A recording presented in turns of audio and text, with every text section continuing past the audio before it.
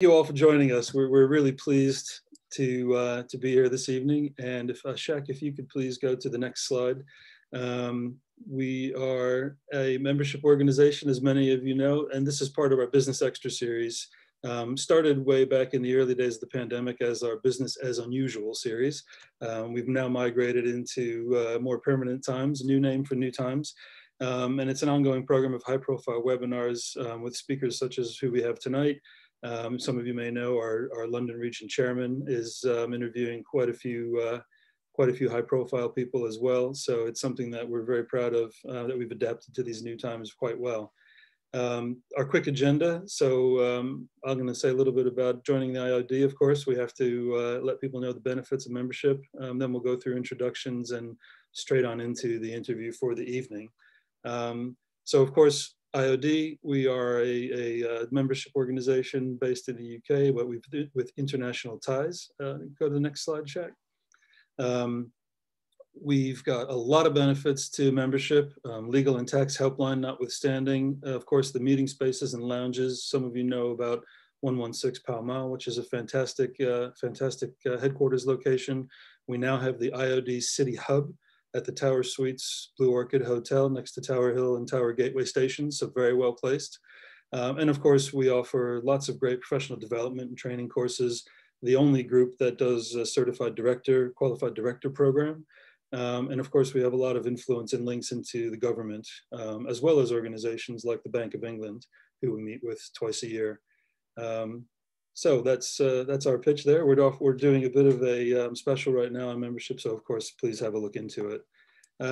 If you don't know by now, I'm Richard Nelson. I am the chair of the IOD City Property Special Interest Group, also managing director of my own small consultancy, Abyss Global. Joining me this evening for this something different discussion, we're pleased to have Bob Wiley, the author of Bandit Capitalism.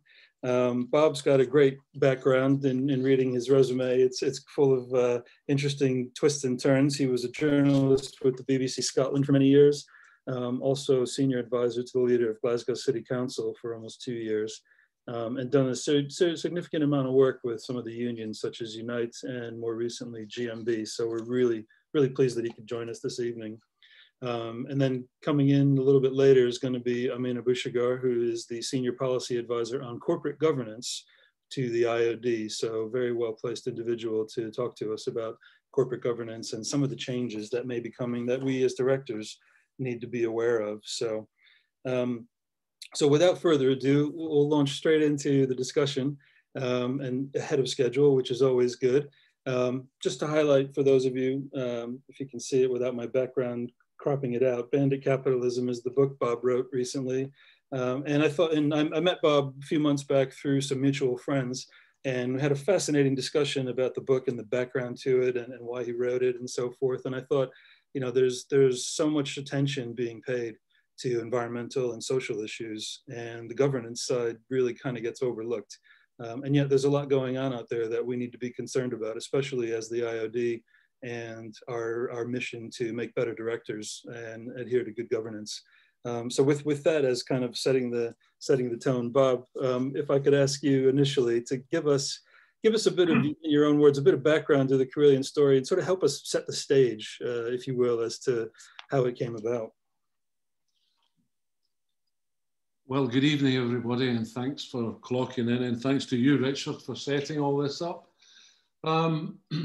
It's interesting there that you were talking about ESG, because if you don't get the G in governance right, it's my own view that it's very difficult to see the full implementation and changes required in the environmental and social end of all of this.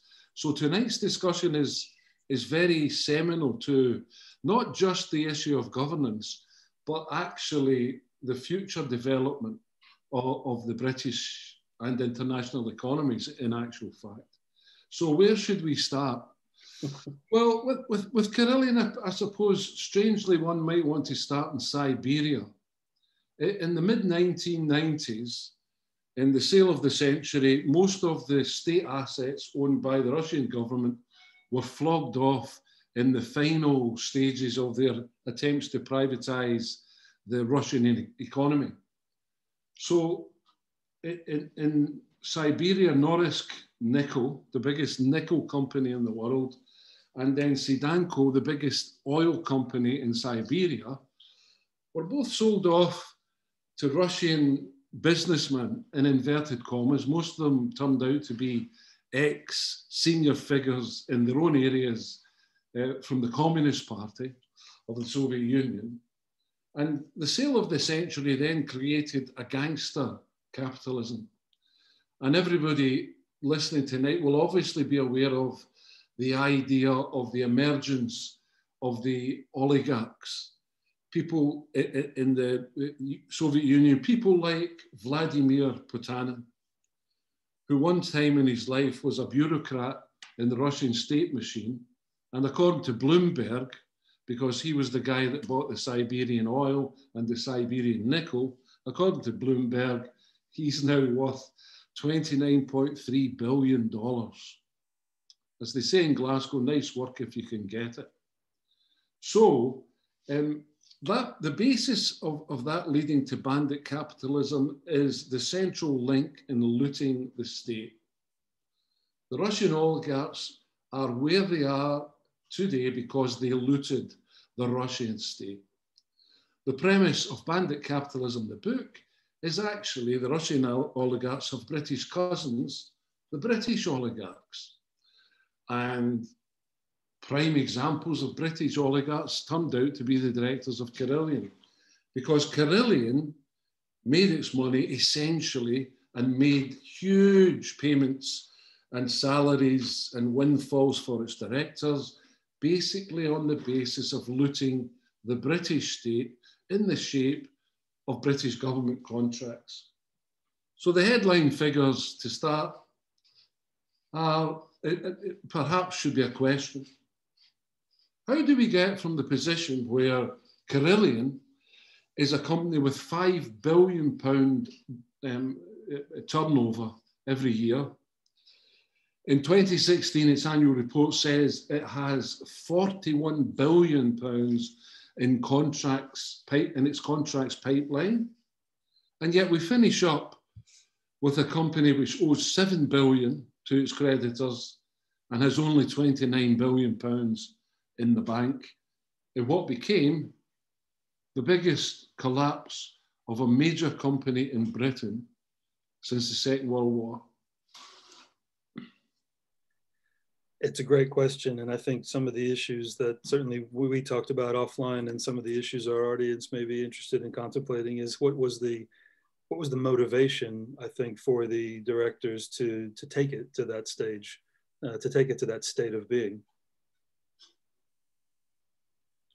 Well, I suppose from the point of view of the executives, it became a gravy train, or, well, Carillion, I don't know if everybody's aware of the idea of a Ponzi scheme. But the Ponzi scheme, the old idea that you make guarantees to people that if they pay into your scheme, you'll treble their money inside 6 months. Well, Carillion ended up being a Ponzi scheme.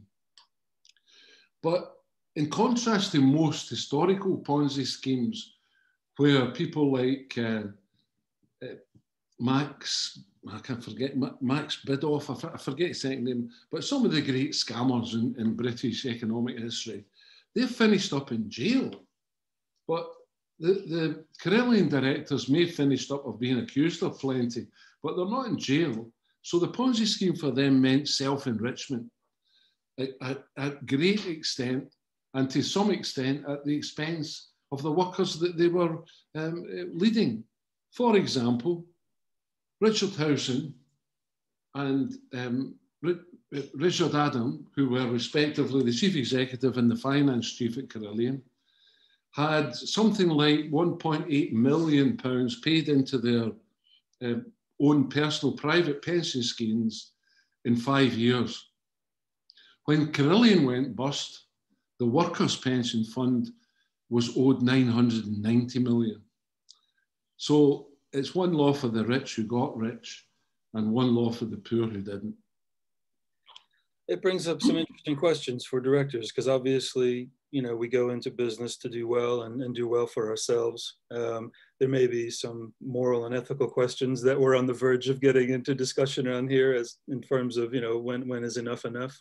But certainly, you know, when it comes to the allegation that things were misreported and hidden, that's where it really becomes a serious issue, because obviously, you know, forgetting about the personal motivation to enrich yourself and the ways you could do that, but when it starts to become a situation where you're effectively breaking the law, I think that's where we have to be really interested in what happened and what we can learn from what happened or what didn't happen. And let's not forget about the role that the auditors and the government played in all this as well. Well, yes. At one stage in Carillion, the edifice begins to crumble, or begins to fall in July of 2016. No, sorry, July of 2017. So that's when the Carillion directors have to go to the stock exchange and explain that they have found an £846 million hole in the books. Now, that isn't something, as you would recognise, Richard, that sort of fell off the table at one point when they were counting the money. I mean, £845 million is a lot. Yet, in March of the same year, that is 3 months before the hole in the books was discovered, KPMG signed off the books as a going concern. Everything in the scheme of things was hunky-dory, tickety-boo, nothing to worry about, all is for the best in this, the best of all possible worlds. And then bang, 3 months later, the whole edifice is crumbling with how do you miss £845 million value in your own contracts? The other thing is, they made the numbers up. The truth of the matter is, they made the numbers up. Well, it was interesting in doing some of the research to speak with you this evening. Of course, it led me to another name that people may have heard in the news recently of Lex Greensill and his organization, and the issue of supply chain finance and how that effectively allows the company to hide debt in the interest of shoring up the share price. I'm sure there were some other things happening as well, but maybe do you have any observations on that connection? Did that come through in your research when you were writing the book as well? Well, actually, no, because the book was finally published in September of last year. Right. So the full opera about Lex Greensill had yet to be heard in any shape or form, although there perhaps were a few sonatas here and there about what was going on with Greensill, and in particular, his access to number 10 Downing Street. Yeah, that was what surprised me as well. And according to the FT article, I mean, he was actually brought in to introduce the whole idea by the former Prime Minister, who then went on to be a Greensill employee, as we've all read. And it was sort of presented as, you know, to big suppliers in government, that you need to seriously consider what Lex is proposing as an option to help pay. It was sort of shrouded in the idea of paying suppliers. And wouldn't that be a great thing, that you can pay suppliers on time by using this supply chain finance mechanism? Well, there are two stages, Richard, really. I suppose Greensill, the ex-sheep farmer, is a development in a sense of the way that Carillion developed what was called its early payments facility. But in essence, what happens is Greensill advises the government, and they set up what became known as the Early Payments Finance Initiative. So here's the idea. I'm a contractor and I do flooring, let's say, and bricklaying work on a construction project. And I'm waiting days and days, months and months. Usually I get paid for the work when it's completed 90 days later. So then the government comes along and says, we've devised this scheme that construction companies can join, whereby the supply chain can get its money from the banks or a particular bank on behalf of the construction company, the big construction company like Carillion, as long as we pay some sort of percentage cost for that. So you pay money to get the money that's owed you, pay a small percentage, which means you get it much earlier. But from the construction point of view, the big construction, not the supply chain, the big construction, that means that Carillion could hide the figures. Because if you're not paying your creditors, you don't need to put that amount of what you owe your creditors into the main part of your balance sheet. It can sit somewhere else as part of loans, etc. So the whole early payment scheme actually helped construction companies, and in particular Carillion, hide the scale of their debts and their problems. And then along came Lex Greensill. So instead of payment for contracts, he devised a scheme which he ran with his principal partner, Sanjeev Gupta, who runs Liberty Steel. He devised a scheme that you could actually get the banks to pay on the basis of invoices. So I go to the bank and say, well, Lex Greensill goes to the bank on my behalf. And he says, well, Bob Wiley and company have got invoices worth £3 million. Can you lend them £3 million? And each of us will get a certain amount of money back as a result of that in the longer term, both from the scheme and, of course, from Bob Wiley himself. And the problem is that just became, well, it started off where there were invoices. And it appears now that it's in a position, Greensill, where they were making up the invoices. So Lex has become a bit of the daddy of them all for as far as recent history is concerned, in managing to massage Neverland balance sheet figures. And I think just for the sake of the audience's understanding, Greensill didn't actually provide the facility to Carillion, but the idea was presented to them in a forum. Sorry, I should have made that. That was supported by Downing Street, unfortunately. But there's, I think, plenty of people out there, because you can get invoice financing, supply chain financing, credit facilities now to help you tide over from those periods of non-payment. I know firms that are looking at it right now, for example, UK firms that are looking to do projects in Saudi Arabia, for example, in order to deal with their longer payment terms. So they're looking for an invoice finance solution to help them there. But I think it's the issue really becomes one of when you're starting to use it as a mechanism to hide things and to really hide the true story. We'll come back to, we have some questions building up, but we're going to come back to them at the end. I just wanted to explore a little bit more. I think, Bob, you've certainly gathered a lot of research from your work in the story. What prompted you to write the book and publish the story for all to see and read? Well, I suppose it's a reflection of, on the one hand, this was a good story to tell. You mentioned that, well, my career essentially has been in journalism with a few departures into media consultancy and so on. But it is, by any stretch of the imagination, once you get to it, it's real dynamite in the story about the functioning of these people, and indeed how that the downfall of Carillion actually is linked by 1,000 threads or more to the 2008 crash. That's covered in the book also. But essentially what happened was personal. For 2 years, I worked as the Director of Communications, as you mentioned, for Unite the Union in Scotland. So in the middle of that particular contract, Carillion went bust, collapsed.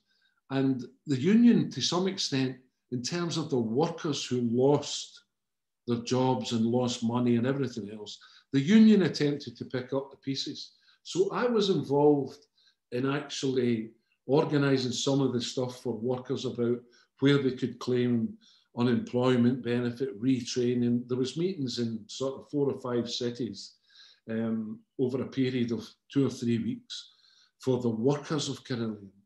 So I had first-hand knowledge of what had happened to people. And then I'd previously written a book or ghosted a book, which was the autobiography of Mohammed Sarbar, who was Britain's first Muslim MP, the first person to swear on the Quran in the initiation to the British Parliament as an MP. So I had produced his book. So on the one hand, I had a good story, I had access to workers, but on the other hand, I was known by a publishing company who had also published Mohammed Sarbar's autobiography. So I went to the publishing company and said, I've got an idea of a book. And on the 10th of September, 2020, that came to fruition eventually. Here we are. Excellent, excellent story. Well, actually, you bring up a good point. You mentioned the issue of all the workers who lost their jobs, and much is made about the downfall of the workers in this scandal. However, you've also made the point in the book about the SMEs being the ones who really paid the price. Can you comment on that? And because I'm thinking about, what kind of support and help did they get in all this? Well, Richard, the headlines, when Carillion went bust, were about 10,000 jobs set to go, chaos, communities devastated. The usual sort of language used at the time of these serious crises in the economy that affect a lot of people. But in the fullness of time, what has emerged is that the people who really, really suffered were the SMEs, the small businesses who were in Carillion's supply chain. Now, I've got detail from 1 or 2 people, but the most startling case from a human point of view about what actually happened to people, it comes from a couple, Steve and Steph Paul, who ran a plastering and flooring business. And at the time of the Carillion collapse, he had, I don't know if people know about all the contracts, but one of the biggest contracts in the whole of Carillion in the UK was the Midland Metropolitan Hospital, a multi-billion pound contract. And Steve and his wife and the company, SP Plasterers, what a surprise, had something like a team of 30 men and women working on the Midland Metropolitan, and throughout the West Midlands, they had something like 300 people and a turnover of more than £2 million. And what then happens is that the downfall in construction, which started in 2008, feeds and feeds and feeds. And they finish up, Steve and Steph, where they're owed 400,000 by one contractor who literally refuses to pay and tells them if he doesn't like it, he'll see them in court in London, where they've got plenty of big lawyers that you cannot afford, Steve. And then he is left out for 700,000 by the Carillion collapse. Now, these are figures, 400,000, 700,000. But what they finish up in is Steve and Paul unable to get out of his bed for about 3 or 4 weeks, has a nervous breakdown. Him and his wife, who have worked all their days, never claimed a benefit anywhere, lose everything. They lose their car, they lose their savings, they almost, only by at the 11th hour do they manage to retain their house, but they are going to have to sell their house. So they paid an enormous price in human terms, in a family terms. He had to sack 8 members of his own family. So it's the SMEs who were left out, like Steve and Steph. 30,000 SMEs at the point of collapse were owed £2 billion by Carillion. And to my knowledge, Richard, I'm not sure if this is 100%, but my understanding is that they all got the same advice as Stephen Paul did, which was, here's a form for retraining, how to apply for it, and here's a form for how to apply for job seekers allowance. That's pretty shocking. In fact, it brings up in my mind, you know, with Carillion being one of the biggest government contractors, of course they had other contracts as well, but the government was a very, very big client of theirs. What kind of culpability does the client side have? And when, by the client, I mean, you know, the commissioning client, the government, the private sector who hire Carillion and other companies in the property industry to do services for them. You know, we all sort of know the culture of leaning on people in terms of price, getting the price down as low as possible. Does that have some culpability in driving the behavior that then happens downstream with, okay, how do we make this up? How do we game the system, so to speak, to increase our margins because we had to put in such a suicidal price? Well, I should have. That may be a baiting question, but I think it's an important one. No, it's no problem. I was going to say, I was going to try and avoid the pun, but right on the money there is the fact of the matter, right on the money. One of the most, there was a major Carillion report done by the Business and Work and Pensions Committee in the House of Commons. But probably one of the more excoriating pieces of investigation was done by PAPAC, which is the Constitutional Committee, where they raised what they called grievous and grave concerns about the government's insistence and priority for lowest price bidding. So what happens is, you know, suicide bidding is where you take on a contract so that you get some sort of turnover and money into the bank flowing through the business to stave off the possibility of your own bankruptcy. And you make the profits by sweating the supply chain. So that the government pricing system, which PAPAC, the committee, demanded should be altered, sets in flow a chain of events, Richard, which starts with dog eat dog all the way down the chain. And in the end, it results in false pricing. And it results in the long term in the serious question marks that exist around the health of British construction. And doesn't it also start a bit upstream, Bob? Because I think it's, you know, there's a particularly British issue about this in the way the government goes about procurement, but isn't it fair to say that there are other governments who are looking at a different model where they actually, you know, almost to use a phrase, get the spec right at the beginning so that they actually get an accurate price or at least a more accurate price. And not without observation. You know, we've seen headlines about the costs soaring on things like Crossrail and HS2 as other examples. Well, you know, if HS2, where the British Parliament was told at the inception of the project that it would cost 17 billion, and insiders that I know who are at the very heart of the current HS2 project in pricing and surveying suggest that the outcome finally to get the monolith to Manchester from London could be 138 billion.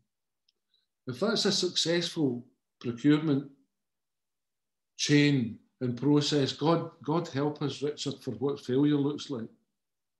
And, you know, Carillion, there's a classic in Carillion, and it's towards its final days, which was the government put out a contract for services for 52 of the prisons in England and Wales. That's kind of like half the estate.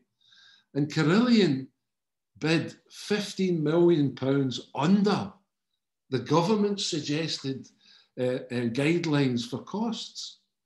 Rory Stewart, the MP, is quoted in the book. He says, "We could not wait to sign the contract when we saw the money." And then he says, but later on we decided maybe that had not been a good idea. So, I mean, that's the whole thing in a nutshell. Low price bidding, lowest bid awards, sweating the supply chain, which, as we know, in Caroline's case, ended in disaster. Yeah, yeah. It really sounds like something systematic that we need to look at. And actually sounds like a good segue to bring in our corporate governance expert from the IOD, Amin Abushagar, to join us and talk a little bit wider on the subjects. I mean, of, how things obviously happened in the specific case of Carillion. We know things go on in other businesses as well. Excuse me, I'm under the flight path to Luton Airport, and there's a helicopter coming across right now. I think it's one of the things that comes out of the story for me is people know if they get it wrong, there's no punishment. So what are you seeing? What are you hearing is happening on the corporate governance side that might try and address some of these issues? Well, good afternoon, everybody. I'm Amin Abushagar, Policy Advisor at the IOD on Corporate Governance and one of the policy area. And it's good to be here with all of you. To answer your question, Richard, I think there's a couple of stages before you get to sort of government enforcement.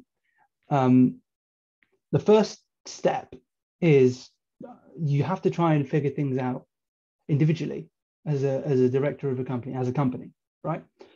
As a director, it's reasonable to expect that you should know what the law is, what good practice in your industry is, and that you would do your best to govern your company in good faith.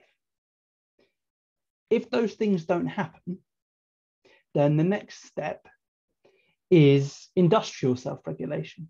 So whatever sector you operate in, if there's a body or there isn't a body responsible among the industry for sort of regulating everybody's governance, the other organizations in the industry should self-police the, shall we say, less savory characters effectively as much as they can, because it kind of makes sense that if you deal with these things quietly in-house, so to speak, it's better for everybody in the industry, because peer pressure is a big thing, right?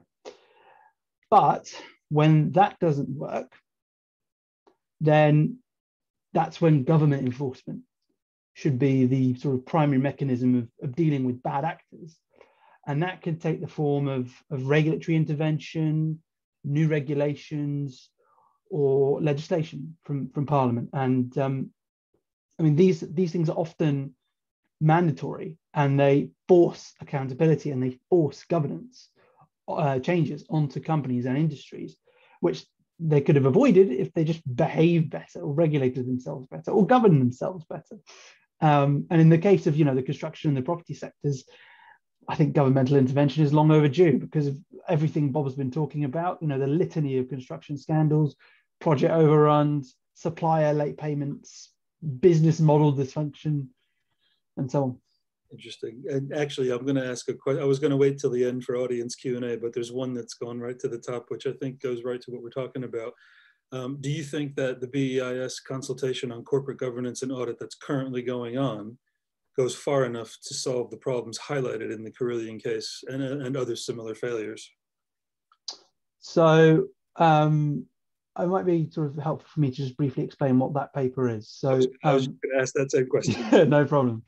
In March, the Department for Business, Energy and Industrial Strategy, BEIS, published a massive consultation paper. It's 232 pages on restoring trust in audit and corporate governance. So what they did was, after the collapse of Carillion and a couple of other big cases, and the government commissioned a number of reviews. So they commissioned a review into the Financial Reporting Council, the regulator for the audit, accountancy and actuarial industries. They commissioned a review into the audit industry itself, and they commissioned a review into the audit market. And this consultation paper is the government's response to all three of these reviews. In terms of whether it will be effective, It has a lot of things in it, right? I'm not going to cover everything. It would take a long time for me to explain everything that's in it, but I'll just pick out a couple of things to talk about. The government is intending to completely change, the way that audits are done in listed companies. So they're proposing an idea called managed shared audit.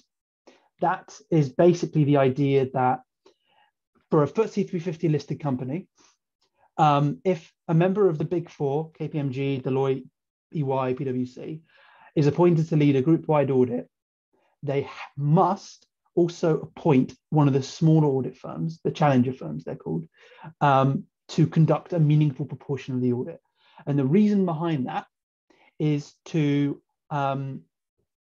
build up their capacity and increase competition within the market, right?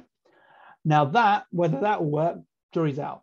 And there's been some reports in the news over the last couple of weeks with one or two of the challenger firms going, we don't have the bandwidth to be able to do this. Right. So we'll see if it has, if it will work. But the government's not waiting around for that to happen. So the other thing they're introducing on this is if they see that managed shared audit doesn't work, they're proposing to give the Secretary of State a reserve power to introduce a market cap if they think it's necessary. So they're backing themselves up, so to speak, if managed shared audit doesn't work. So that's one of the sort of the major proposals in terms of the audit market. And I mean, another one is that the government is beefing up the regulator. The Financial Reporting Council, the FRC, is going to be transformed into a new regulator called the Audit Reporting and Governance Authority, or ARGA. And ARGA is going to have a lot of powers, a lot more powers to enforce and supervise the work of audit firms and also directors too, because there are new responsibilities that the government is proposing to introduce, such as the government is intending to introduce a statement, and it's called an attestation statement. So directors will have to sort of attest that their reports are accurate, that they're satisfied with the requirements and that what's in their annual reports is accurate. And if it isn't, then if that's breached, then ARGA will be given powers to enforce that, which is a significant change. Another one is that at the moment, ARGA, the FRC can only take enforcement action against the director if they're registered with one of the accountancy bodies. So if you're an accountant registered with one of the 5 bodies, the FRC can take action against you. But if you're not, at the moment, you can't. The government's intending to break that and actually expand ARGA's sort of ability to enforce against directors of any sort of, they're called public interest entity directors, PI directors, which are basically anyone big enough that would be considered to be in the public interest to be regulated. Right. So there's just a couple of areas. I'll leave it there. But that's interesting. So we're not necessarily heading for directors being a regulated title or profession, but there are a few more stings coming to help keep us on the straight and narrow, so to speak. Yeah. And I would recommend, if you're interested in what the government's proposing, the consultation response is online, and it closes, I think, on the 8th of July. We'll be responding to it in due course. But if you're interested in that, have a read. Thank you for that. That's really interesting. I think, can we highlight all the speakers so we can all have a 3-way chat? Thank you for that. I think I'm going to take a few questions from the floor now, so we can address what some of the people are asking us. There's one that's a little bit on the long side, but I'm going to go through it. We're seeing a post-Carillion shift in procurement strategy from buying safely from large organizations to buying from SME contractors, aligned to the SME agenda as well. To what extent do we think UK PLC boardrooms take procurement seriously enough to invest in professionals, ensure they're capable of assessing financial stability and resilient enough to influence C-suite decisions or to resist C-suite pressure to a point? Bob, can you shed any thoughts on that? Well, I suppose if you look at, in this conversation, if you look at Amina's the defence in the trial, then I suppose I'm in the prosecution's side of the trial, to be honest.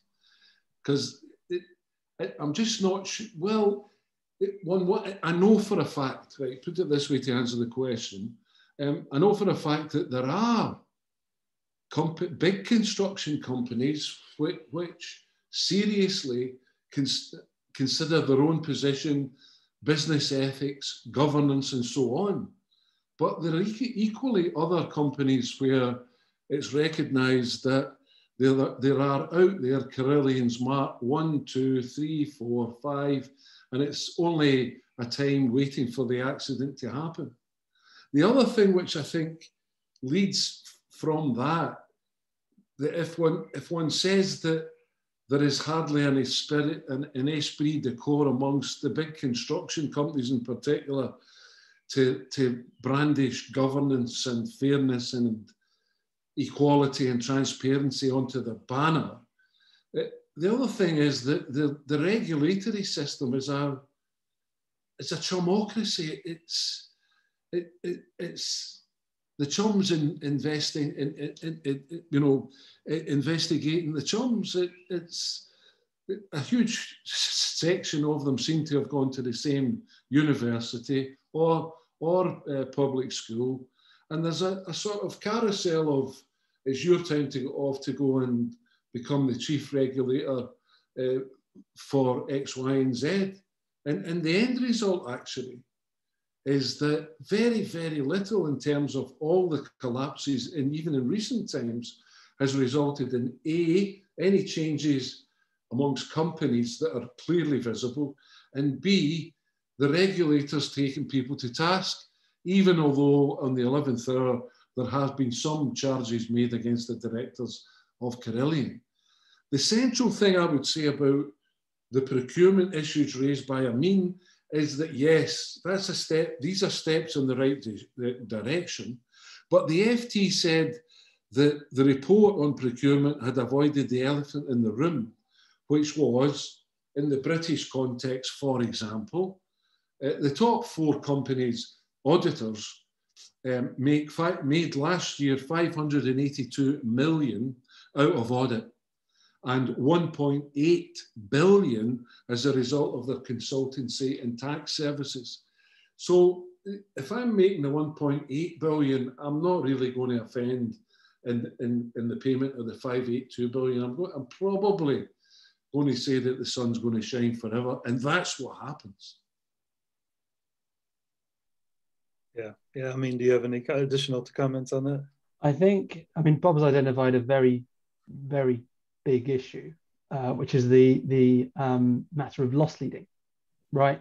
A lot of audit firms have treated their audit sides as a way in to get more lucrative consulting services, contracts and stuff like that. And the proposals the government has put forward attempt to address this to a degree. To what extent?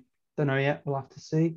One thing that's already started to happen though is that the regulator has ordered, the FRC has ordered all of the big 4 to operationally separate their audit practices from their consultancy practices, I think by 2024.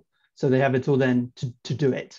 And this is on top of everything that's in the paper. But I think on procurement, one of the biggest challenges I think is just treating suppliers fairly, and that is ultimately one of the most important things, because a company that treats its suppliers well, pays them on time, or if they're not, or at the very least as close to on time as humanly possible, and treats them well and gives them good service and all the rest of it, is a company that will benefit far, far more than others that don't, that treat them badly, that pay them really late. And obviously, Carillion is an epitomization of what happens when you do that. Right. Well, very astute. And actually, that sort of helps us answer a few questions in a row that have come from the audience. One person asked how the audit profession could be improved. You just talked about the changes coming, about separating that consultancy from the audit. That's one move in the right direction. Another couple of questions related to, they're specific to KPMG, but I think let's talk about the auditors in general.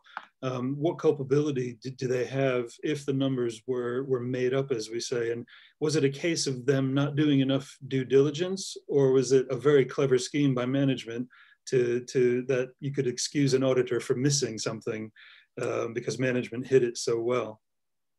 So the FRC has been investigating Carillion for the last 2 years, 2.5 years, something like that. And they've made various updates along the way, but it's a massively complicated investigation. There's so much they have to cover. So I think they haven't yet come to any conclusions about whether KPMG has, with respect to Carillion, any culpability. I think they're still in the way of finding that out at the moment. With respect to kind of the general audit industry, I mean, that's part of why the government's reforms are so wide-ranging, because they know that they are aware they can't ignore the problem anymore, that the audit industry has to change. The way audits are done has to change. There has to be more accountability. There has to be better governance. And for example, one of the biggest misconceptions with respect to audit is that the point of audit is to find fraud. It isn't. It's actually, and I'm not an auditor, so I'm going to tread carefully here, but my understanding is that the point of an audit is to present a sort of a true and fair assessment of the accounts of a company's financial accounts. I might be wrong. I'm not an auditor. That's my understanding. I think you're right about that. I think that's where the line goes from auditing to forensic accounting, forensic investigation. Exactly. So one of the changes that the proposals are going to put forward is that the government's going to introduce a requirement for directors of public interest entities to report on how they have prevented and detected material fraud in their companies. So they're going to have to report on the steps they've taken and what has happened. So it's not just down to the auditors. It's also directors are also going to potentially be on the hook. But with all of these proposals, we'll have to see.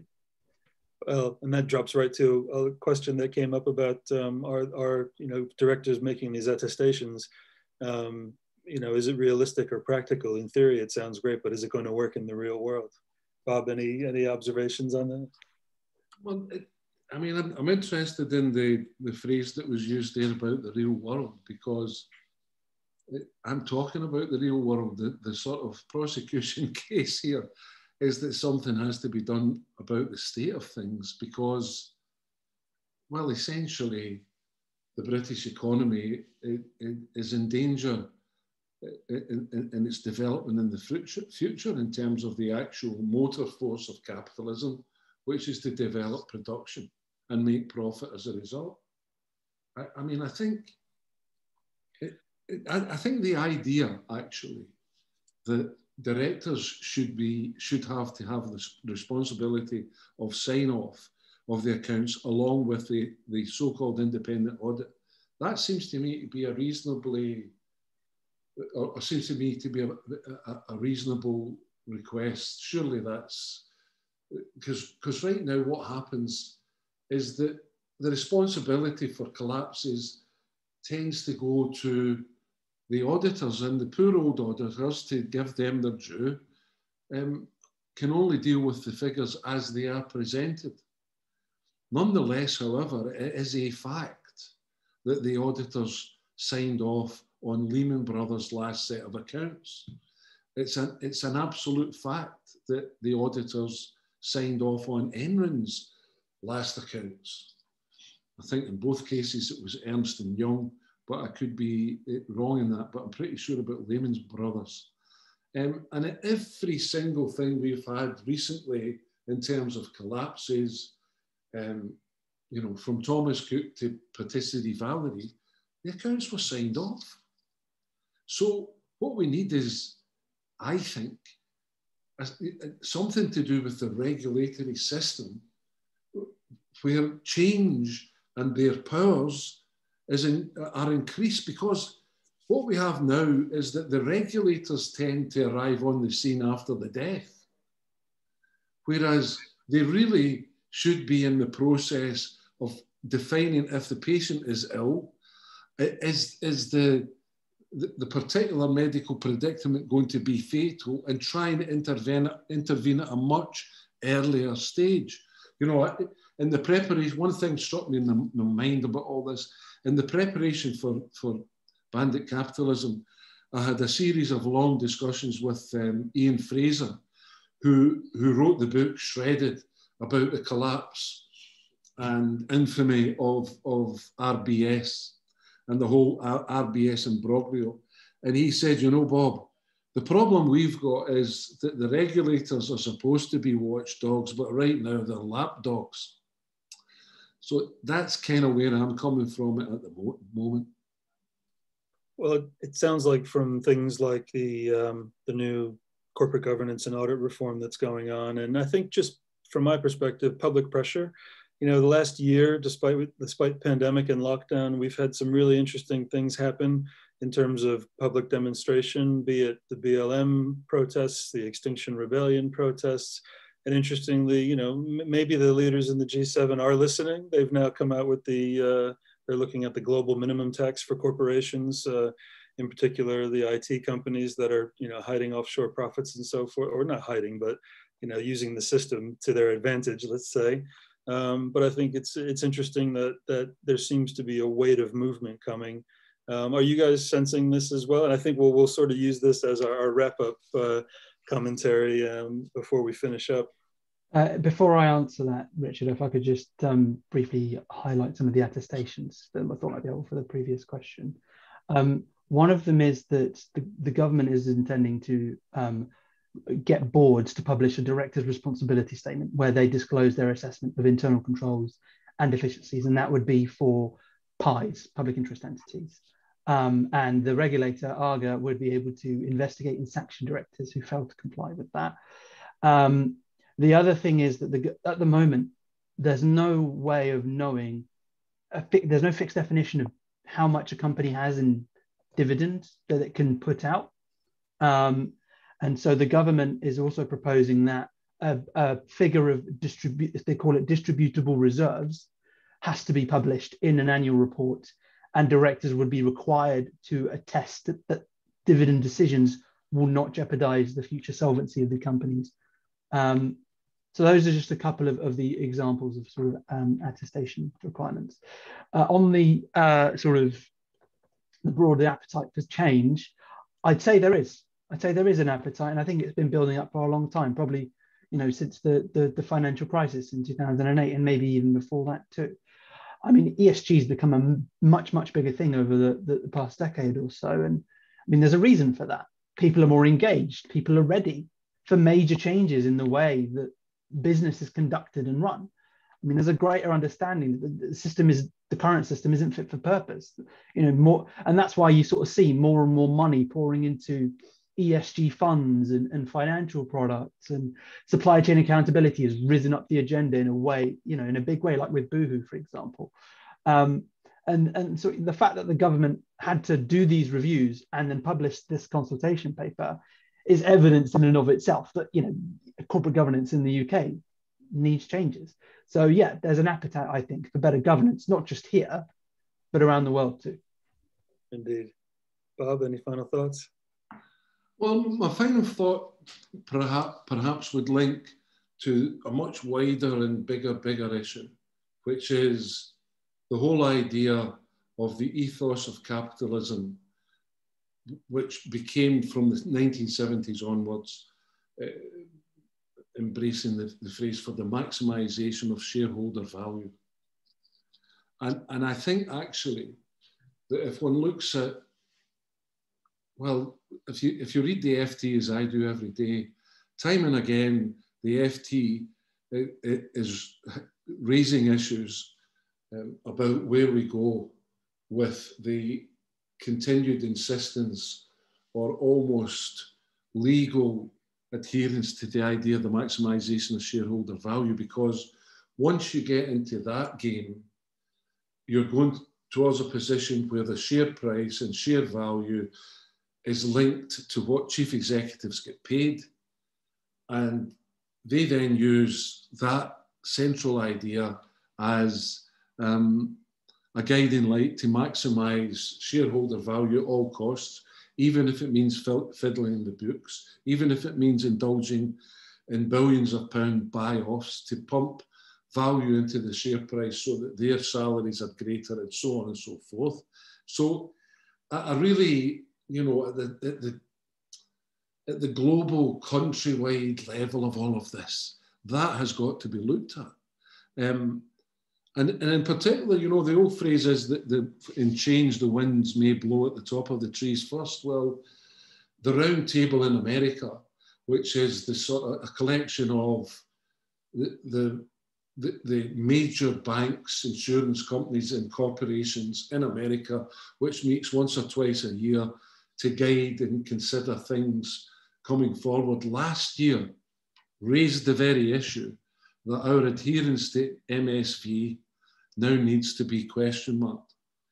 And one of the reports in the report that was made the point that the days where bankers like JP Morgan could make $36 billion in profit in 1 year, and the average American family lives on less than $40,000 a year and has less than $400 in the bank, these days have got to be reconsidered. One of them said, maybe we should think about paying more taxes, or we could be facing the pitchforks. That's a reference to your note there, Richard, in finishing that. There are politics that are bound up in all of this, these structures that need to be looked at if we are to develop a better way of doing things. I think, finally, Britain needs a new social contract between employers, government, and the people. And that isn't a creed of Bolshevism, it's the recommendations of the FT's examination of the British economy, which they did at the tail end of last year. Well, I think it's all of us pushing for what we see as right. And well said, both of you. Thank you both for your contributions. And I know we didn't get to a lot of the questions, and I apologize to the audience for that. I have copied them all, and I will distribute them to Bob and Amin. And if we can get some answers from them later on to come back to you all, we'll certainly try and do that. So try and connect with me on LinkedIn, and I'll make sure I get those back to you.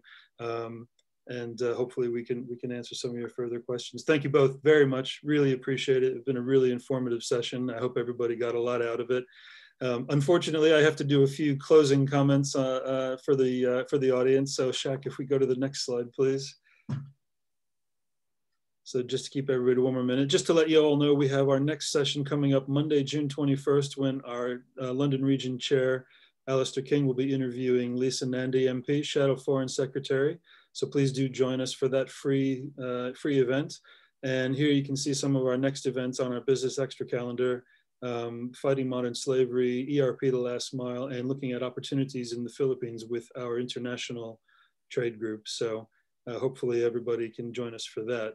And Simon Penny coming up in July as well, part of our masterclass series. And I think we have yet one more just to reinforce how the IOD can help. We've got a coronavirus support hub we've set up. We have a digital academy to help people learn in that sense.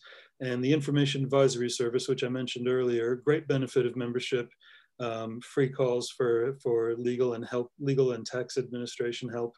Very valuable service. You know, that one call would pay for the membership alone.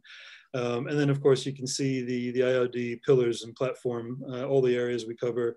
We're all about building better directors for a better world to run better businesses. So certainly to the heart of what we spoke about tonight.